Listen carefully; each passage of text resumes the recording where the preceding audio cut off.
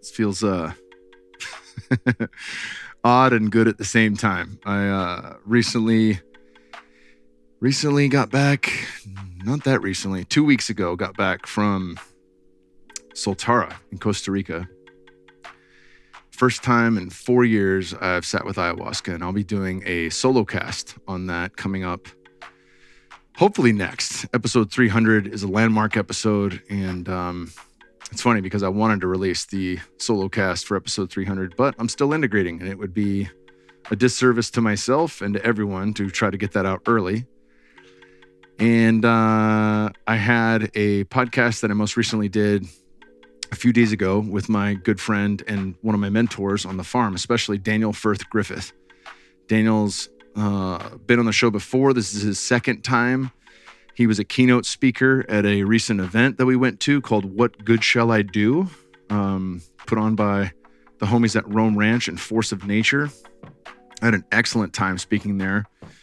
Was on a panel, but felt like I could have, with Taylor's questions, just could have ripped it by myself for fucking all day probably. And got to meet some really other cool people that easily could have been up there all day. And I love conferences like that because there's people from all walks of life. You know, at this conference, there were old school cattle ranchers that were not farming regeneratively that wanted to convert. There were people from the field of health and wellness that were looking to eat better, which was what drew me to regenerative agriculture and beyond that, you know, permaculture designs like from Sepp Holzer, biodynamics from Rudolf Steiner, anything that had some weight to it in changing the way we grow and interact with our food and changing the health of what goes into our bodies. And so there's lots of awesome people there. I had a blast. There was incredible food. I didn't get to see Daniel's closing speech, but we podcasted Thursday before this event, and he wanted to make sure this podcast came out after the event, which you'll see why during the podcast. He has a lot to say about the regenerative movement and a lot to say about mother culture versus mother nature. And if you're unfamiliar with some of these ideas, you know, obviously I've listed a ton of different books on regenerative agriculture. Alan Savory is Holistic Management is one of the key ones if you're going to actually do the damn thing, but it's not necessary to fully understand it. If you want to have a deeper understanding of nature, dive into Daniel's books. He's a poet. He's, by all stretches of the imagination, a Renaissance man, a polymath, whatever you want to call that. Somebody who has a great degree of mastery in many different systems, and he applies those poetically in his books, Wild Like Flowers, which is available on Audible. He reads it. And then his latest, Dark Cloud Country, which is mind-blowing and awesome and really points to some of the key issues we're facing right now in society in a beautiful and poetic way. And Daniel's just, you know, he's one of my favorite people, like period. I don't know what else I can say about that. If you're involved in this movement, this conversation might be jarring for you. I mean, I'm just going to put that out there. There's a lot we can do right in this, and there's a few slippery slopes that this can take where it just ends up being another cog in the machine. And I think his warning shots are pretty important to take heed from a top-down perspective, and that's not always the best move. We don't want top-down government. We don't want top-down control. We don't want centralization of things. But from a top-down understanding, Ishmael by Daniel Quinn is probably one of the best places to start. And I'm going to link to all these books in the show notes. There'll be quite a bit here. Daniel's books, as well as Daniel Quinn's Ishmael, The Story of Bee, and My Ishmael. And if you're like me, they're all available on Audible, so you can just chew through those. They're excellent novels on kind of the trials and tribulations of where we're at in society, and you know, some of the ways that we can proceed and really how we got here. You know, so there's a lot to chew on, especially in those first two books, Ishmael and The Story of Bee. And then you know, any book that I mentioned in here, because there will be more you can dive into as well. We'll have those all linked in the show notes. Thank you, Jose, for doing such a brilliant job and staying on top of that. There are a number of ways you can support the show. First and foremost, share it with a friend. Share it with anybody who's kind of big in this movement and sees only white puffy clouds and rainbows and good stuff. And hopefully this can get them to pay attention a little bit more into some of the ways that we are practicing our management of the land and are co-relating with one another. A bigger piece of this topic that we've dived into before on different episodes is, the systems that are being put in place from, say, or desirably so, from a World Economic Forum standpoint or something like that. A lot of those are going to happen, unfortunately. So we see cameras on every streetlight. We see them on, and not just, stoplights. I mean, streetlights. In my neighborhood in Austin, every streetlight has a camera. We see, in part, some of the 1984 signs showing up already. Now, this isn't China yet, but facial recognition coming on board through AI, whether that's super intelligent or not, or AGI, or super intelligent general AI. I don't know what the fuck they're naming it these days, but bottom line is we are going to see that as it is already in China. Whether or not social credit gets implemented here or not remains to be seen. Smart grid cities are being built. Austin is one of them. If you live in a city, you are in one of them. Period. How that pans out is really up to us. What will we say yes to? What will we say no to? And one of the books, I'm not sure if I mentioned on this podcast, but one of the books that really lies an under theme of what Daniel and I are speaking to is a book called Power for the People. Let me see if I got that right. Vaclav Havel. Vaclav Havel was imprisoned during the Soviet takeover of Czechoslovakia. And when he got out, he actually became president. Not sure what they were called then, Czech Republic, something like that. But when he got out, he became the president. One of the things that he points to is that the reason they were able to stave off a socialist takeover was because of the fact that they had parallel systems in place. So how does that pan out in the modern world? Well, how it pans out is you decentralize through creating vertical infrastructure and power to the people by vertical systems locally, right? So you make communities stronger. How do you make communities stronger? This is a big conversation I've been having with Charles Eisenstein and many different thought leaders in the world. You must produce more than you consume, first and foremost. And if that's not you, you know the person who's producing more than they consume, right? You meet your local farmer. And Daniel has some brilliant, kind of not the way you'd think from a regenerative or organic standpoint, ways in which you work with your local farmers. In addition to that, and very simple too, by the way, in addition to that, you know everywhere you're getting your stuff from. You can produce your own energy to some regard. You know of people that produce the things that you don't, right? So one example is at our farm, Gardeners of Eden in Lockhart, we've got cows, sheep, we've got exotic animals like red stag and black buck. We've got honeybees, we've got 400 fruit and nut trees, which are probably 4 or 5 years away from producing much, but we have those. They're in the ground and they're growing. We really, from an annual perspective, we have a small market garden, but we do a lot on sweet potatoes and Japanese yams. So, and we've got, several chickens. We're adding quite a bit more because, last year during this egg shit, it was really nice having our own flawless, beautifully orange egg yolks and eggs that were of the best quality. When people couldn't find eggs in stores, that made a lot of sense to why we started this. And we want to produce more than we consume. Right now, we're eating all the eggs, so we're going to add more chickens. What we don't do is pork. What we don't do is meat birds, and I still like that stuff. I got a buddy in Bastrop who does. That's the only thing that he does. So knowing him allows us to carry some of those things at our farm stand, and also allows us to eat those things. Like we can trade, we can barter, we can work. That's a form of a parallel system, right? And it's one very low-hanging fruit or low-hanging testicle, whatever you want to call it. But it's there. And it's knowing these things that actually matters. It's knowing like, hey, I'm never going to participate in this one aspect, but I still want it. And my buddy does. Cool. That means that I don't have to do that, right? That goes for other things too. Like if you're really good at fixing equipment, but you don't want to grow food, you don't have to become a farmer. I still highly recommend that people, and it's tricky because going through a deep dive on ayahuasca can become a slippery slope into becoming a preacher.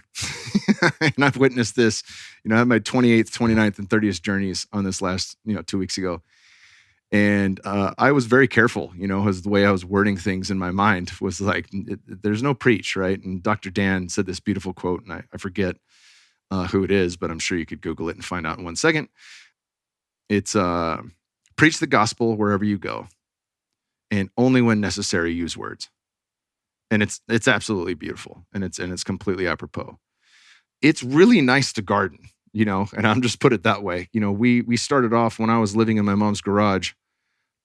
We had a 1/4 acre lot in California, and I asked her, can I put some trees in the ground? She said, absolutely, just no cannabis. And I was like, all right, that's cool. I want cannabis, but I'll put some trees in the ground instead and some other stuff.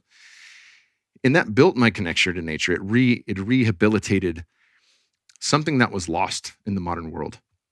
When we got to Austin, we bought our first house, we're on 1/10 of an acre, much smaller. Now, I realize a lot of us are in apartments and things like that. Well, what can I do? Well, get a fucking houseplant. Put a raised bed on your patio. There's any small act where you start to engage with nature, you're going to have the ability to draw yourself into a different world, one that is a stronger connection to the mechanics, to timing, to the cycles, to something outside of yourself that requires, at least in the interim, your help. In many ways, our food forest is a lot like a child. It needs all the help and babying in the world right now. And when it's about 15, we could fucking die, and that thing's still going to be around 50 years later. Like, it's just going to hold up because of the permaculture design.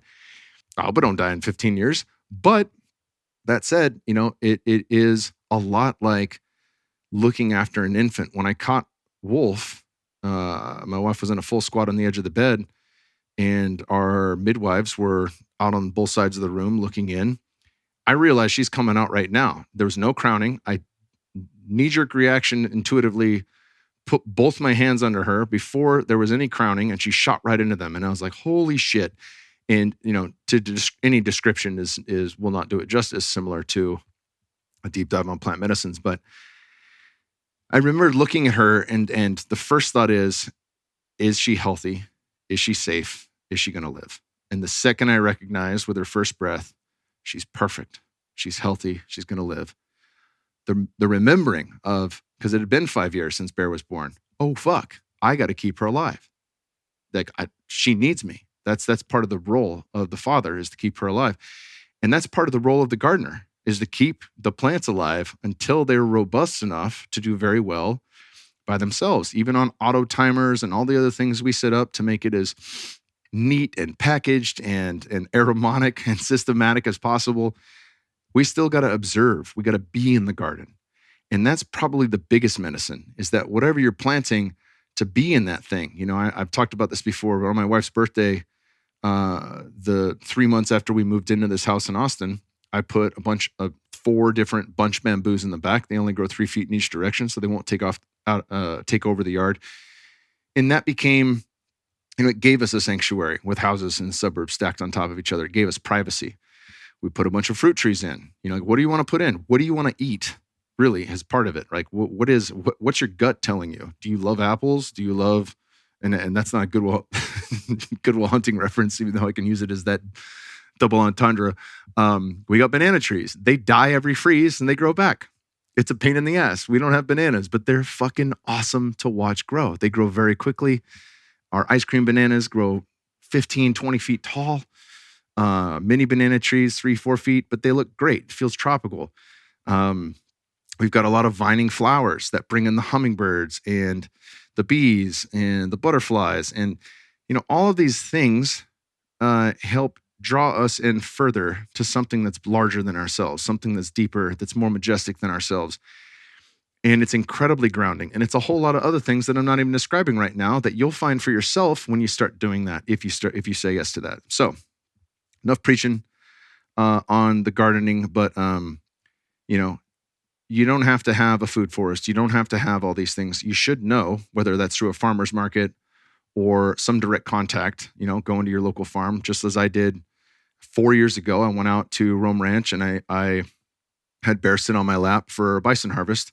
We made a 7 directions prayer, and out of the herd of 80 bison, the one that was going to get shot came over to us at 15, 20 yards and presented herself broadside to Cody, who was working as the ranch hand to take the shot. Bear was sitting on my lap, and we watched that animal go down right in front of us. We walked over to her.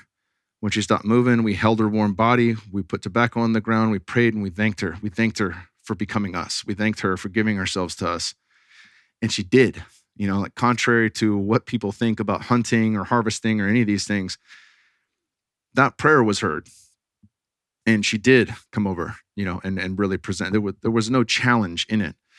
And in that was one of the most beautiful gifts that we've received. And it built my daughter's body literally while she was in the womb. And it built my son while he was young. And it built me as an old timer who's already maybe not that old, but somebody who had finished growing but still needed replenishment and repair. That went into my body. It became a part of me. And we have that animal's Euro skull on our altar. She sat in ceremony with us. We have her bison robe. We ate the liver. We made as much as we could nose to tail. We used as much of her as possible in the regenerating of us. And that is a part of regeneration. Death is a part of life and a necessary component of it. All right, that's enough ramble. I will certainly keep rambling. Support this podcast by sharing it with a friend who's interested. Daniel is awesome, and you should deep dive his books. Even if you really don't understand, if you don't understand this conversation, all the more reason to dive into his books and to Daniel Quinn's and really get a deeper understanding of where we're at culturally and some of the best ways that we can go forward. Super important. And support our sponsors because they make this show possible, fiscally possible. They're awesome. They're all handpicked. Many of these people I have deep relationships with. I've had Matt Maruka on this podcast, I think 3 different times. Matt is a young, awesome guy who's deep dived all things related to light, positive and negative. And, Matt learned about how important healthy light was for his own health challenges, but none of the blue light protection glasses on the market blocked the right wavelengths of light. So the only ones that blocked the right spectrum were literally safety goggles that no one would wear in public. If anybody remembers the old PaleoFX days, like everyone had these red glasses on. Some of them, I'm not sure if that's what got them in the game, but some of them look quite silly. Raw Optics made the first premium quality science-based blue light protection glasses, and they're still the only premium blue light glasses on the market today.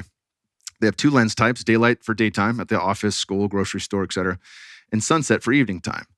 Daylight glasses during the day are pretty much based around modern light sources and screens that can cause eye strain, headaches, fatigue, and even retinal damage. You wear these during the day when you're exposed to man-made light sources like computer screens and everything else while indoors. Also, any overhead fluorescent lights. When I was at On It, those used to fuck me up. So I started wearing raw glasses when I was there for the 3 years because I can't stand overhead fluorescence. So this helps eliminate eye strain, headache, fatigue. It increases your natural energy levels, mood, focus, and productivity. It's a really big deal. Most people, I used to scoff at wearing them during the day because I'm like, you want blue light during the day, but you want blue light from the sun. You don't want blue light from flickering fluorescent lights and shit like that. After sunset is a really big deal. After sunset, man-made blue light sources, mainly screens, computers, phone, TV, and modern lights, trick the brain into thinking it's still daytime. So it doesn't secrete melatonin. It's designed to. Melatonin is the body's most important antioxidant, anti-aging, anti-cancer repair molecule, and is responsible for good quality sleep and recovery. Most of us know melatonin is responsible for good quality sleep and recovery, but we don't understand that it is an antioxidant, anti-aging, anti-cancer repair molecule that does a whole lot more than we've even started to figure out. So we really want that from our own bodies. If you supplement with melatonin, there's various people on both sides of the spectrum, Huberman, different people like that. Mercola says it's not that big of a deal because of the short window that it is available. But either way, you want your own body secreting its own melatonin, even if you're supplementing with it. All raw products are assembled, quality checked, and shipped out of San Diego, California. And what's cool is these guys recently partnered with Aura. We had Aura on the podcast years ago. And Aura Ring is something like Whoop Watch that will monitor sleep and things like that and give you scores. And the reviews are ridiculous. 20% jump in HRV since using the Raw Optics blue light blockers in the evening. First night I wore my glasses from sunset until bedtime, I got the highest sleep score yet from my Aura Ring, 95. Since then, I've had consistently high scores, except for a few very stressful, challenging days. I'm very impressed. So the reviews are insane. Anyways, don't take my word for it. Don't take their word for it. Go to rawoptics.com. That's RAOPTICS.com and use code KKP for 10% off everything in their store. These glasses look phenomenal. They feel phenomenal and they work like nothing else. Next, we're brought to you by my homies at hvmn.com/KKP. I've had both the founders of HVMN on. They both have incredible stories. Both graduated from Stanford with honors. Michael Brandt, excellent episode. Recently had Jeff Wu on and loved that podcast. Jeff is American, parents are from China, and he had a lot to say about what's happening there, but also really understands peak performance on all levels. And this is one of the things that drove him into co-creating HVMN. HVMN is the greatest ketone ester ever created. And literally, you don't have to be in a fasted state, but I think it works a little bit better fasted. It can put you in a state of ketosis almost immediately and will last for hours. And what that's doing is it's giving you a energy source that can cross the blood-brain barrier very easily. And with that, it's going to increase your physical energy, your endurance, your stamina, but it also increases mental energy. Mental energy is such a massive piece of the game. When you're drinking coffee or caffeine, and I love it, I'm on a little bit right now, very small amount post-IO, but it's helping to ramp up your energy, but it's not actually giving you energy. It's like a false energy. When you take ketones, you're actually getting more brain energy. You're giving yourself an energy source that will ramp up one's ability to think clearly, to illustrate ideas, to think outside the box, and to endure, to keep going through a long ass day, through a lot of studying, through a lot. If you've got a big workout and then you got to go right into the office to get some shit done, ketones work better than anything else. And this product in particular works better than any other ketone product on the planet. We often hear that fasting and exercise are good for the brain. One reason why is that when we push our body to its metabolic limits, we create nature's superfuel, ketones. Ketone IQ delivers clean fuel that can cross the blood-brain barrier, supplying your brain and body with sustained energy, mental focus, and sharpness, putting you in a flow lasting for hours. I can tell you there is nothing better than this, and I'm going to talk a little bit about these ketones on the I episode because fasting is allowed while you're in the Amazon in certain places, and I was able to run these HVMN ketones pre-ceremony, and the results were insane. I felt a very quick come on, a very smooth ride, and even though the experiences were still challenging as they were designed to be from my experiences at this stage of the game, it helped me. It helped me big time. It helped me with a lack of sleep. That's another thing that Dr. Dom D'Agostino's looked into. It's not good to go with less sleep, but if you're in a situation as some of the men and women in the armed forces are, where you got to go get up at night, or firefighters, law enforcement, things like that, or you got a 2-year-old that's getting you up every morning because she wants a baba at fucking 1 a.m., 3 a.m., 5 a.m. Ketones really help with that. Ketones really, really help with that. And I can't say enough about these guys to really let you know, like, if you're to try any one of these supplements and you want more energy, start here. hvmn.com/KKP. That is hvmn.com/KKP, and use promo code KKP at checkout to save 20%. Everything in the store. They're also available at Sprouts nationwide, and it is no wonder HVMN has a $6 million contract, active $6 million contract with U.S. Special Operations Command. These guys are legit as fuck. Check them out, hvmn.com/KKP. We're also brought to you today by curednutrition.com/KKP. Use code KKP for 20% off. Cured has a number of amazing products.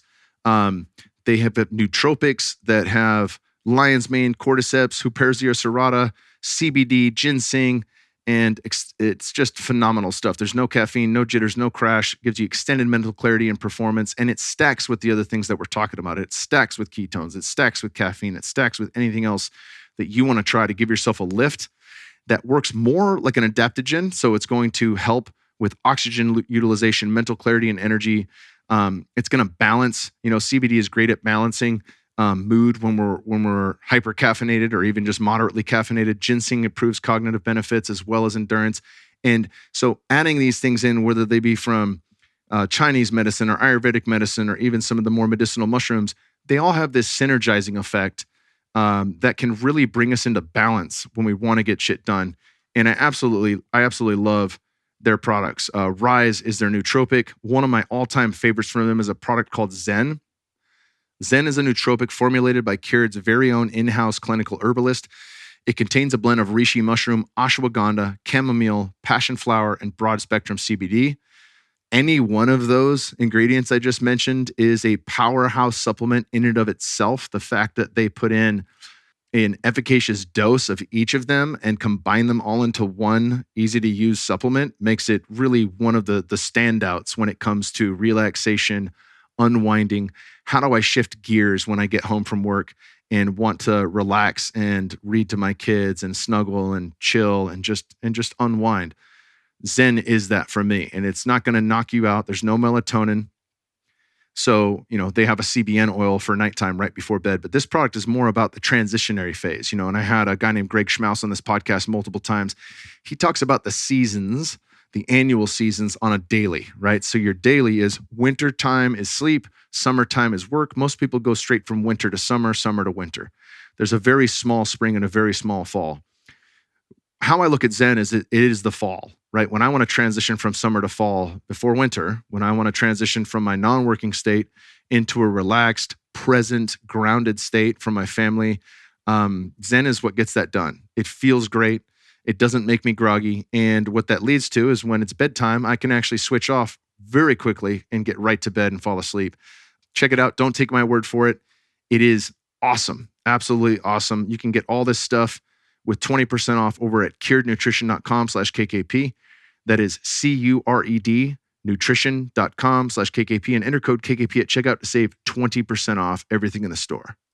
Last but not least, we're brought to you by Lucy.co. Lucy is one of our longest sponsors. They make just an amazing assortment of nicotine products. Why nicotine? Why is nicotine? Nicotine's been a part of the conversation for a very long time on this podcast. To rehash, ayahuasca uses a lot of people use tobacco in ayahuasca. It's almost guaranteed that you'll be offered mapacho, a wild organic tobacco from the Amazon, and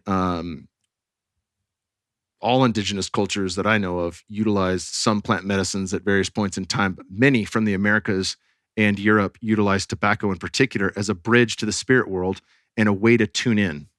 So whether you're a scientific materialist or not, I can speak to both angles here, if you give me a second.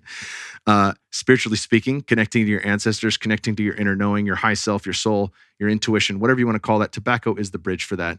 And it's because of nicotine.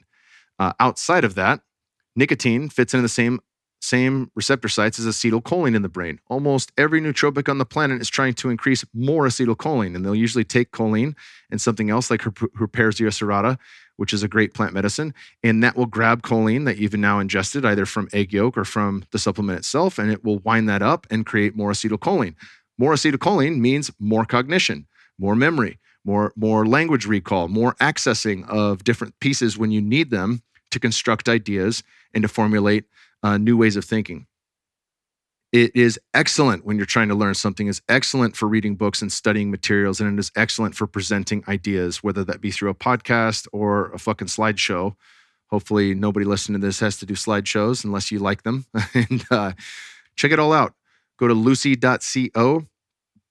We're all adults here. I know some of us choose to use nicotine to relax, focus, or just unwind after a long day. Lucy is a modern oral nicotine company that makes nicotine gum, lozenges, and pouches for adults who are looking for the best, most responsible way to consume their nicotine. It's a new year. Why not start it out by switching to a new nicotine product that you can feel good about? And is it a new year? Fuck yeah, we're in April. April is the first month of the year in many, many old cultures that understood the year begins with the rebirth of life on the planet. Spring is the first month of the year, and it's all cool. We can go Gregorian calendar and all that jazz, but there should be a celebration at spring equinox of the beginning of life returning. And with that, new decisions can be made, new agreements can be made. If you failed at your New Year's resolution, equinox is a great time to redefine what that is and then hold that thing throughout the rest of the year. And if you're looking to gain some function with your brain, nicotine can help you with that, I can assure you. So if you enjoy using nicotine, you should definitely check out Lucy's products at lucy.co. That is lucy.co, and use promo code KKP at checkout. And I got to read this verbatim. Warning, this product contains nicotine. Nicotine is an addictive chemical. So remember, if you're interested in a better way to use nicotine, visit lucy.co, lucy.co, and be sure to use that promo code KKP. And without further ado, for this very long intro and ramble, my brother, Daniel Griffith.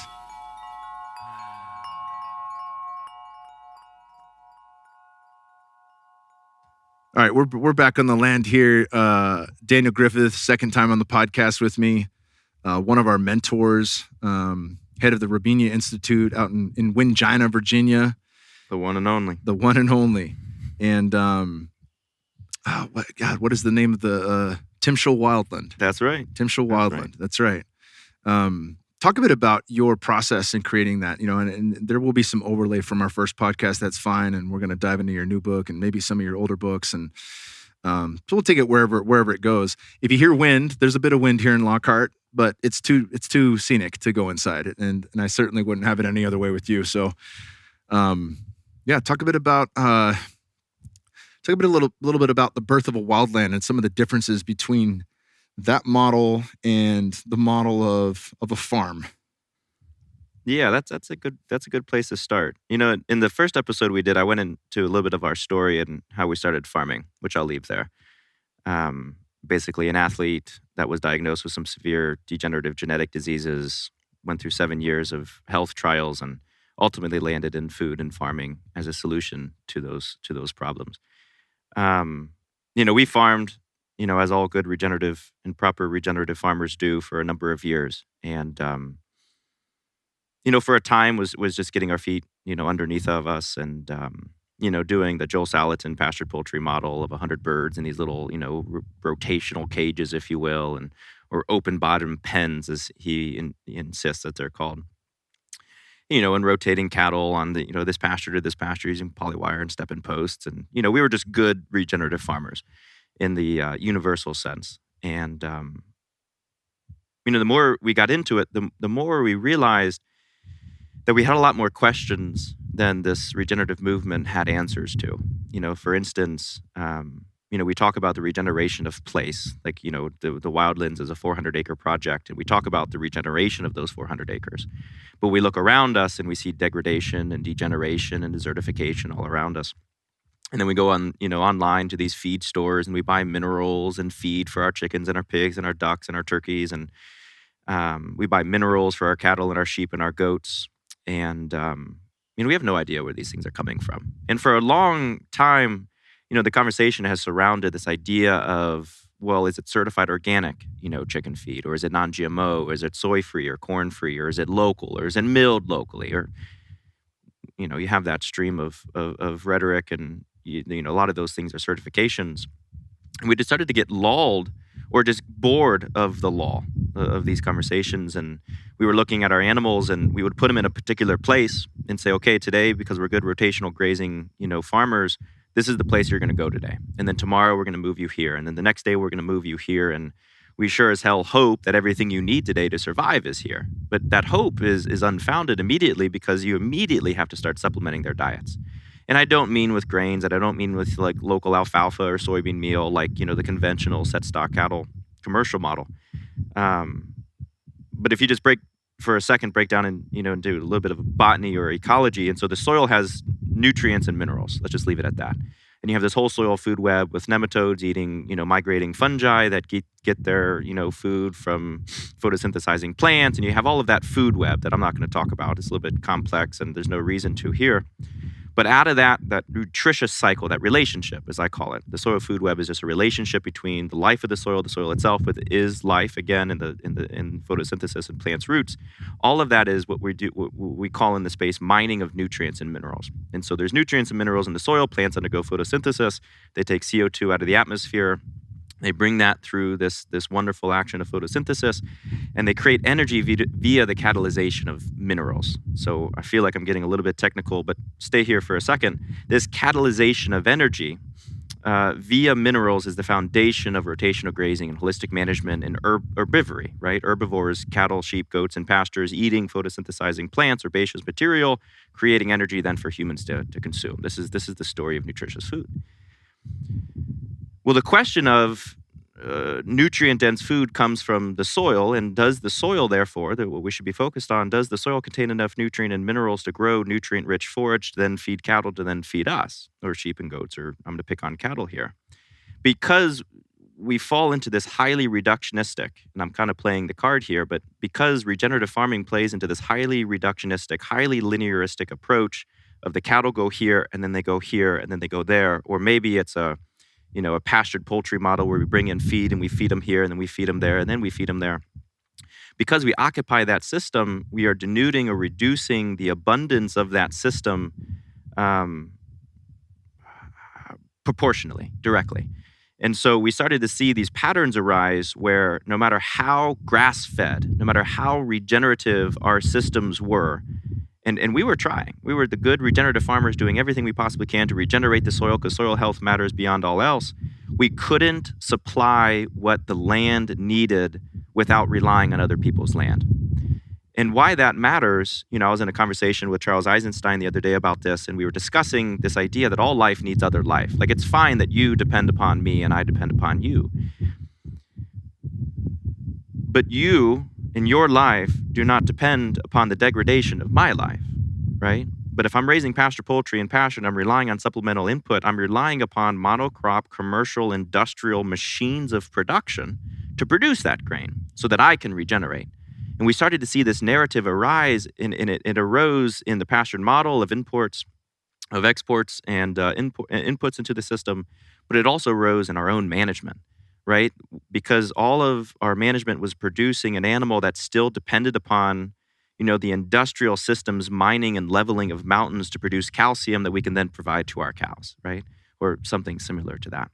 And out of all of these questions, Morgan and I, my wife, who co-runs the farm with me, and I do a lot of traveling, a lot of speaking, a lot of educating, so I should really say I co-run the farm with her. She's the badass of the place, believe me. If you show up at Timshel on any random day, you'll see Morgan driving a herd of way too many cows, all by herself with 3 kids in tow. So I farm with her. I can attest to that. Yeah, you've been there. You've seen it. It's amazing. No, she's the real beast behind the Wildland. We started to see this in these narratives that were arising. So for instance, in conventional cattle care and regenerative cattle care, you have this idea that the bull breeds the cows, right? And you have heifers and you have all these different herds. You have non-breedable age heifers, you have your regular age heifers that need to get bred, and you have the bull that you want to do the breeding and all the selection and manipulation and control. And we just got really uncomfortable with that, right? We got uncomfortable with inputs. We got uncomfortable with the idea that if mother culture, this industrial machine, if she were to collapse or become reduced in size, that our farm would fail. That's what I mean by relying on our farm inputs. We became obsessed with that question, and then we looked at ourselves, like I'm saying here in the management, and we realized that our management was just as mother culture infused as mother culture is, right? We take the bull, we look at the cow, and we say, yeah, I want you guys two to breed together and produce this offspring so that I can then raise it up and breed it to this bull, and it's all controlled and it's mechanistic. And you look at the natural world and you see the exact opposite, right? Mother culture and Mother Earth is entirely the opposite of this process. And it was interesting, I tell this story in Wild Like Flowers, a book I wrote back in 2020, 2021, in this moment where it was a blizzard, middle of a horrible, horrible day on the farm, and we had separated the bull away from the herd of brood cows, and brood cows would just mean cows that were cycling, they were in heat, right? And we pulled the bull out, and he was going apeshit nuts, and our boots were stuck in the February mud, and it was just no business of being there, and he was running at us and tearing at us. And Morgan looked at me and she said, Daniel, and don't get me wrong, a lot of the story, just like the management of the Wildland, a lot of the story depends upon Morgan's questioning. So like, you're talking to me, but we could also just give the mic to Morgan over there. But Morgan looked at me and she said, Daniel, we call this natural farming, right? We call this regenerative agriculture, as if we're some better system than the conventional model. How is this any better? Right? We have bulls that are separated out of herds. We separate families. We castrate, bulls into steers, and their endocrine and hormone systems just collapse after the fact. Look at a 2-year-old steer and look at a 2-year-old bull and tell me they're the same species, right? It's an endocrine and hormone system that has totally been checked, and it's a totally different animal. And we push in these production systems of separation and force and reductionism. And then we look at cows and we look at caul fat, or steers really, production of meat. And we look at caul fat and beef marbling, when all the scientists around us tell us that a beef, when it marbles, is really just early stage ketoacidosis. It's early stage diabetes. It's cardiovascular disease that is forming. And we look at all of these things and say, but it's natural, right? It's a natural system. It's nothing natural about it. And all of that is just to say a long story towards, at Timshel, what our mission is to truly co-create with the wild as an active member. We say not a patriarch, but a progenitor of creation, right? A child of creation like nature is. And what our focus is in the question, in the modern world, is it possible to regenerate Mother Earth as Mother Earth wants to be regenerated without depending upon Mother Culture, this industrial machine? And so the way it looks a little bit different, people come and like we had the senior editor for the Reader's Digest came out, wanted to write a piece on us, and we gave her a little tour. And after the fact, she said, I just don't understand. It seems like you guys just don't do anything. And I said, yeah, yes, that's it, right? Like we're not out there, no-till drilling cover crops. Instead, we're looking at emergence. We're not out there planting trees. We're utilizing our animals in a particular way so that they plant the trees. And we see literally thousands of oaks and poplars and beech trees and American persimmons popping up in all these magnificent ways. And yeah, we're constructing ponds, but that's about as much intensive action that we participate in. But yeah, we don't do things. We don't get in nature's way of healing. Like, yeah, we have fence lines, we have neighbors, our cows can't get on the road because shit hits the fan, and we have some restrictions. But the question of, in this world of restrictions, in this world of private property ownership and fence lines, is it possible to truly nurture and cultivate, that is to say, nurture with a capital N, a truly wild world as much as possible, right? And so we're building systems that don't depend upon off-farm input. We're using cyclic systems where we're creating our own minerals on the farm. This year, we're piloting this amazing open grazing tendency. We were talking to a good friend of mine last night, and they compared it to like the Maasai of Africa and other places. Like, it's just, how can we utilize this landscape in such a way that the cattle and the sheep and the goats and now we're co-farming with a chicken and pig farmer simultaneously. Clara of the Wild Way Farm is on our land, living there and farming with us, which is part of the whole complexity of the thing. How can we create a system that doesn't rely upon reductionistic control, right? And I don't know, we can dive into some specifics, but I mean, that's really what the Wildland's all about. Yeah, it's massive. It's massive because it's a paradigm shift from, I think we're basically relearning how to map the way it works, the way it's once worked, right? And so as we shift through time, and we'll talk about cycles and regeneration in your new book in a minute, but it feels like the doorway into the future is from the past. It's in the remembrance of how things worked in the past and how things were self-sustained. And one of the biggest lessons from 2020 and 2021, a lot of people talk about vertical infrastructure and things like that. And it's like, yeah, like how can we bulletproof ourselves against supply chain issues that are ever present? Like there's no, as much as I have a distaste for the government, there is no back to normal. There is no back to the way it was. Like it's changing at a rapid pace. And in addition to that, there are, people in power that want it to change, not for the better. There are people in power that want vertical farming based on hydroponics and chemical inputs. There's people which doesn't regenerate anything. It's all input. A large group of people want us eating insects, and things like that. And claiming that food from the land, which we've relied upon since the dawn of time, since the dawn of our existence, that is not the way, that's causing climate change and things of that nature. So, it appears there is an uphill battle. There is perhaps the ever-present opponent, if you want to call it that. But at the end of the day, it is in this the remembrance of what is wild. It's in the remembrance of what is truly vertical, where we can be self-sustained without the inputs of other things, and allow that to co-create something immaculate, something perfect, something that has everything that it needs. Yeah, I think there's a couple key points there that you're getting at, and I think they're brilliant. Number one is this conversation around the idea of a regenerating world needs to start encapsulating the further notion that if we're looking at regenerating 400 acres, we sure as flying hell can't degenerate 1,000 acres, right? That's not good math. Not just that, but on the previous podcast I did with you, I remember a lot of people had issue with this when I said it, but I'll say it again and I'll say it happily. We can't regenerate our world by enslaving theirs, right? And the theirs is always somebody a little bit farther off than my eyes can see. And that's so much of the narrative surrounding the idea of regeneration right now. It's I'm regenerating my place. Look at me, right? Like, not to drop names, but like any name you and I could drop in this moment sits at that place. Look at this landscape. Look at what we're doing. Don't look at those, right? I just had to enslave those to deal with these. I mean, think about it. If you're actually no-till drilling cover crops in any sort of scale. I mean, if you don't go to the local feed store and buy a half a pound of white clover, even then you still can't exclude yourself in this conversation. But if you are a farmer not buying a half a pound, you're buying more than half a pound, or even the person buying a half a pound, if you're participating in that system, you are buying those seeds from a chemically infused Northwest Oregon 1,000, 2,000, 3,000 acre white clover field that lacks diversity, right? It lacks the idea of holism. It's chemically infused. And it's not, I think a lot of people when they think about cover crops, because like cover cropping and no-till drilling is a huge component right now in the regenerative space.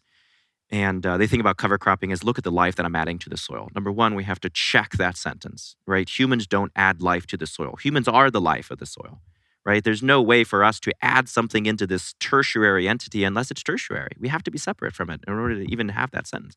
So check our language. But also, too, all we're doing is raping another area of the world in thousands of acres so that I can, quote unquote, regenerate mine. That's a huge problem, right? Like there's a lot of primitivism, or in proper terminology, using like the Luddite type of ideology. Like that's not who the Luddites were. We don't have to get into that.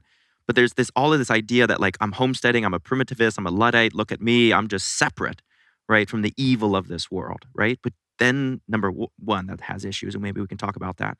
But number two, like you're not, right? You're not actually separate from the world, right? You still rely upon diesel or carbon-infused fossil fuel engines.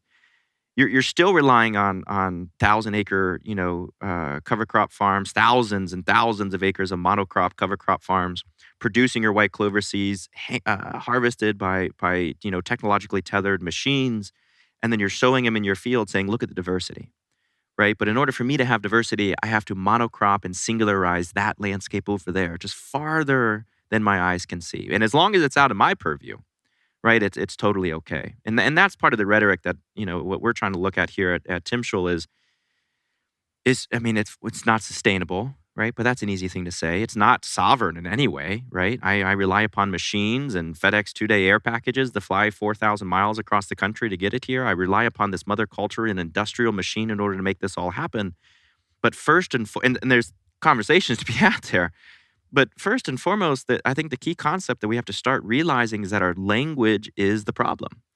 Right? And like all of my books, no matter what I write, I always find that I'm just making the same claim over and over and over again. Our language is a problem, right? In order for me to look at this system and say, I'm regenerative because they're not, or I'm regenerative, don't you dare look over there and prove that my regeneration is a scam.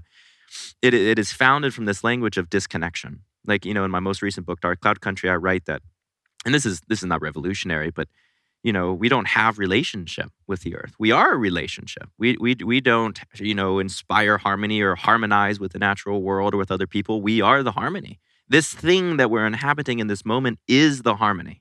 And all we can do is inhabit it that much more fully, and it becomes that much more whole. Right? It's interesting, like, I'm presenting at the Force of Nature conference 2 days from now here in Texas, and I'm sure this episode is going to air many days later than that. But like 3 or 4 days later. Cool. So it'll just happen. Yeah. Cool. Yeah. So we got this cool before and after moment here. So if you're listening to this, it's after, in this moment, I'm thinking about it. And one of the aspects, my wife and I were Messianic. We practice Messianic Judaism. And over the last year, I've been really interested in the Hebrew, ancient Hebrew language, biblical Hebrew language that is. And it's this really cool moment. I'll just share this with you. I'll share it with everybody else on Saturday evening. But in Genesis 1:2, or in the Tanakh, it's called Bereshit. Bereshit 1:2, it reads, "V'choshek al panei techom, varurach Elohim, marachapet al panei chamayim." Beautiful language. And it's this cool moment where at the very beginning of creation, the ancient Hebrew Bible, which is really just oral tradition written down from many hundreds of thousands of years previous, that's an accepted fact in some sense in our community. And it says, "And in her darkness, she hovered over the formless deep." And the divine hovered over the formless deep. It gets differently translated in the Septuagint, the Greek versions, and later in life. But it's this moment of creation, the very beginning in the formless darkness, and it says her spirit. Varurach Elohim is a feminine, it really is translated the feminine divine, right? Is hovering over this formless deep. And, I can say a lot more and all these other little things that I'll say on Saturday night. But the creation story, according to Bereshit in the Tanakh, is at the very tail end of it, the creation is still lacking. Humankind is still lonely, and God creates a woman. And he doesn't call the woman Eve. That's the Greek version of the ancient Tanakh. He calls her Chava. Eve's name in the actual Hebrew Bible is Chava, which means breath, but it also means the giver of breath. So at the very beginning of creation and the very end of creation, we have this idea of this female giver of life hovering as though a breath or a spirit over the formless deep, and then she continues to give the breath at the very end. There's a lot there to unpack. It's unbelievably pregnant. But the point that I'm bringing it up here is just to say, from our religious understandings, but also just ancient mythology, regardless if you see it as true history or just ancient mythology, I'm good either way, because the resultant is still the same. Humanity and this idea of co-creation with this world is implicit, right? There's this teleological link between the idea of life and that which is life. And, long has regeneration and the regenerative narrative tried to separate these two wholes. You have mankind, and now we have to prove that mankind is a viable and valuable addition to the natural world. Like, that's the rhetoric we see now. Turn on the news. That's what's the conversation that's happening. And instead of changing that narrative, creating a more beautiful story, the regenerative world, I think, is just playing right into it. No. What mankind actually has to do is control the natural world and no-till drill out the diversity. We have to control what grows, and we have to remove invasive species. And we sure as hell got to produce cattle with a 13% caul fat in 24 months. And they better be certified Black Angus, or else force of nature doesn't want them, right? And just drop in another CPG company. It's exactly the same. I know of them all. The point is, we're still controlling nature as if the question to be asked is, what is the role of humanity? It's the wrong question. Right? There is no role of humanity, as if there's this thing called a role in humanity outside of the natural world, and we're trying to decide how mankind interacts with that. To separate mankind out of the natural world is to know the entire potential of the entire, problem set, if you will. And so, we at the Timshel Wildland project, as we call it, we're not trying to solve the world's problems. And I'm not here offering solutions like the book I just wrote, Dark Cloud Country, that came out at the beginning of April. We pitched it to a lot of publishers, and all of them accepted it and then denied it when their one request wasn't made. And that was, there's no practices, right? There's no you're not telling me how to regenerate, this idea of relationship in the natural world. And so we just took it, we self-published it, because I'm sure as hell not going to talk about practices, and I'm sure as hell not going to talk about practices here. I have no interest in that. We have a lot of co-creation work to do, and it happens in the community at the most local level. And so we're just trying to look at, can you regenerate in the natural world, truly regenerate? Is it possible? And so far, I don't know. It's interesting. There's a lot of problems. And if I can just highlight one, just because of the group of people I'm talking to, I usually wouldn't highlight this one. But it's the consumer's palate. The biggest problem the Timshel Wildland project is currently running into is the consumer's palate. When we started the Timshel project, we had about 5 species of plants growing in our pastures. About 4 or 5 years later, we did the same biological assay or survey, if you will, and there were 73 plants growing in those same pastures. And we didn't plant a single one of those. None of those are blowing in from other fields. Maybe, some of them are being carried in by birds and other species, but very few. These are species that none of our neighbors has. They're just reawakened from the soil profile, the soil seedbed, as ecologists would call it. And when you have cattle grazing in an open environment, and you have different, breeds of those cattle, more ancient, varieties, and they're eating wood, and they're eating weeds, and they're eating all of this undulating and truly rhythmic diversity, they taste different. And we have a lot of customers that just have no idea what actual meat tastes like, right? The Rabbini Institute, you mentioned that, my wife and I, we co-own Rabbinia, and we, manage literally tens and tens of thousands of acres of, regenerating landscapes on the East Coast. And we train hundreds of people a year, and I speak all over the country, underneath that umbrella, and we publish books and things like that. And one of the things that we work on is this thing called EOV, Ecological Outcome Verification, which is basically just a way of giving voice to the land, adding a scientific ecological monitoring layer to management. Basically, is it trackable? Yeah, it's trackable. It's trackable, but also in some sense, it's like not to be the regeneration is relationship guy, as I'm increasingly known, but like think about your wife or your relationship to your wife or my relationship to Morgan. I use that as an example. I might think I want to love Morgan, show love to Morgan. And if I don't know her love language or how she likes to receive that love, if you don't want to reduce it down to those 5 or 4 languages, if I don't know how she wants to receive such love, I might miss the boat, right? I might totally shoot the wrong target. After a long day, like I said, we co-operate the Wildland. It might be 100 degrees. We've been fencing or moving cattle all day. We're tired. It's 10 p.m. We've been working since 6 a.m. And I might want to thank her, for, being with me that day, or, thank her for putting up with me that day. It's probably a better way of saying it. I might massage her shoulders because I like touch. I mean, I love it. It really helps me feel grounded and everything else. She hates it, right? So I might try to love her in a way that she hates and drive her away. I do it all the time. It's horrible.